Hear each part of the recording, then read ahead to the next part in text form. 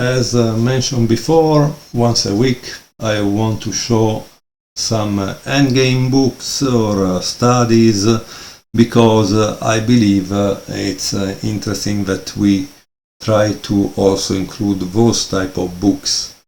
Also, if of course our goal is to win the game within the first 5 moves and give checkmate to the opponent, sometimes things don't go as expected, and we need to reach the endgame where things can become quite murky. What I'm going to show you today is just a fragment of a game actually played by Lasker in a simultaneous exhibition. So Lasker was the world champion. Let me show you the position. So this is the position. It was played in a simultaneous game, Lasker-Lohmann, London 1910. Now, let's assess again the position from the point of view of a tournament player. Obviously, as a tournament player, I tell you, black has won, right? Because he has 4 pass pawns. I don't know how you actually stop them. It's terrible, right? And yes, white has an advantage on this side, but will he be able to create a pass pawn? Because he needs at least a queen to block this terrible stuff from happening.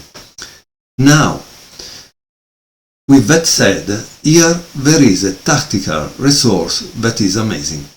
This rook is in the wrong place, because it should be here, probably.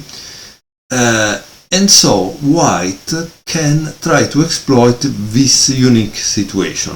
Okay? What is the unique situation? Notice one thing. Generally, when I will give you a study, I give it to you from the white point of view.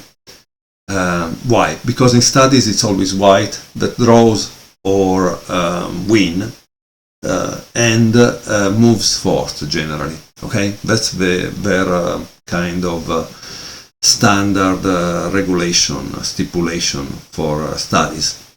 But here is white to move, and yet white is going to lose. So you will be black, okay?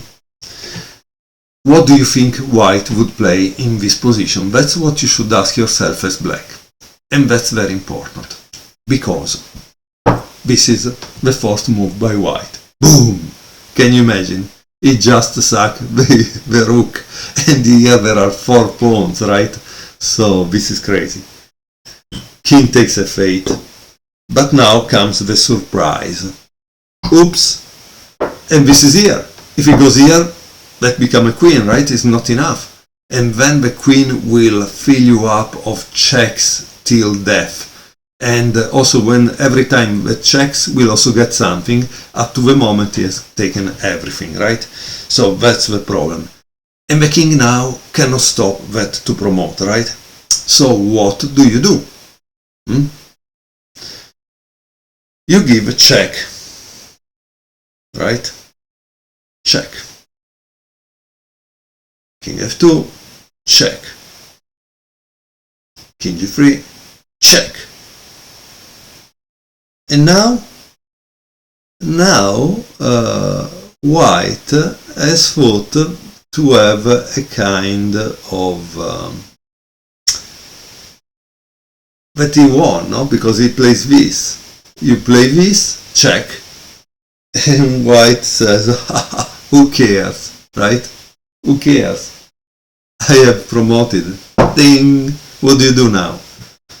Well, this is why you study endgames and you study studies, because they show you these amazing things that happen. Now, if you were black, what would you play? No? Because now there is an amazing move that if you see it, you see why black is going to play it.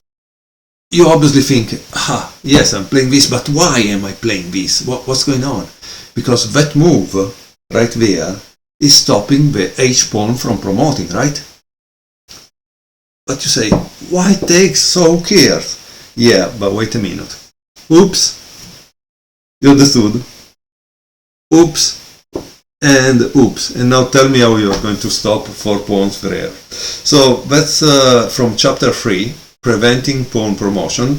Obviously then Timman shows you all the studies that he has created, but this was a real game. I like real games, and in this case it was brilliant. I mean, the black player clearly slapped the world champion with this thing, and I think it's a game that should be kept in mind and in a collection of game, because that was really beautiful.